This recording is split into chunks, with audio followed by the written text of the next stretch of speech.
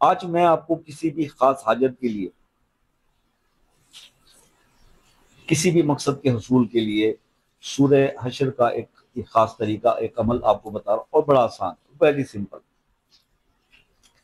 آپ نے کسی بھی مسئلے کے لیے اسے پڑھنا ہے نا، تو بس آپ دو چیزیں کر لیجئے، اور اس کے بعد اپنے گناہوں سے توبہ کر لیجئے، صلاۃ التوبہ پڑھ لیں 2 نفل، اور اللہ اور آگے سے نمازوں کی پابندی کریں۔ ٹھیک ہے، یہ کرنے کے بعد آپ کیا کریں، صلاۃ الحاجت 2 پڑھ لیں، اور پھر 11 دن تک آپ نے یہ اس طرح سے کرنا ہے کہ بس وہ ٹائم رکھیے گا جب آپ نوافل